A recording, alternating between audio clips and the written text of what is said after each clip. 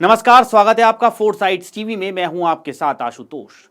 तो खत्म हुआ इंतजार, बजट पेश हुआ और मिडिल क्लास को मिली खुशखबरी। जी हां, वित्त मंत्री निर्मला सीतारमण ने जब आज अपना बजट भाषण शुरू किया तो मिडिल क्लास को सबसे ज्यादा इनकम टैक्स में राहत का इंतजार था।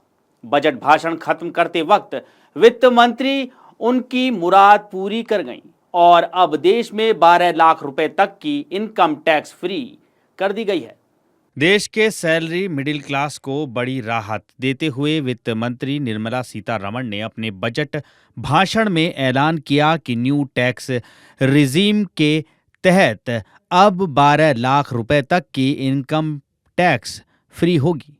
साथ ही सैलरी क्लास को 75,000 रुपए के स्टैंडर्ड डिडक्शन का फायदा मिलेगा।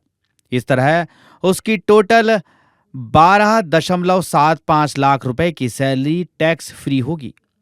इसी के साथ वित्त मंत्री ने न्यू टैक्स रिजीम के तहत टैक्स स्लैब में बदलाव भी करने का ऐलान किया है।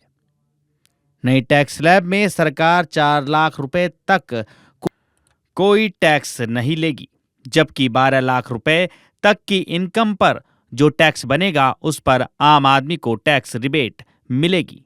नया इनकम टैक्स स्लैब 4 लाख रुपए तक 0, 4 से 8 लाख रुपए तक 5%, 8 से 12 लाख रुपए तक 10%, 12 से 16 लाख रुपए तक 15%, 16 से 20 लाख रुपए तक 20%, 20 से 24 लाख रुपए तक 25%, 24 लाख रुपए से अधिक पर 30% टैक्स देना होगा। इस बार भी सरकार ने ओल्ड टैक्स रिजीम में कोई बदलाव नहीं किया है। ये सरकार के न्यू टैक्स रिजीम को बढ़ावा देने की ओर इशारा करता है। इसी के साथ देश में एक नया इनकम टैक्स कानून बनेगा। इसके लिए सरकार एक नया विधेयक अगले हफ्ते लेकर आएगी। वॉइस 3।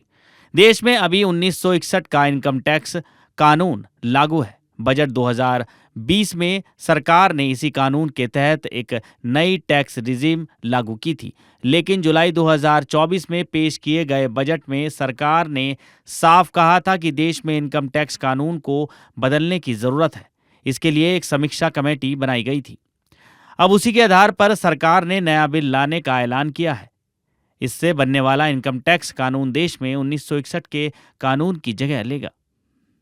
वहीं पीएम मोदी ने आम बजट की तारीफ की है। उन्होंने कहा कि देश का आम बजट आ गया है।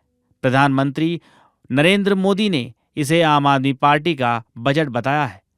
पीएम ने वित्त मंत्री निर्मला सीतारमण की भी तारीफ की है।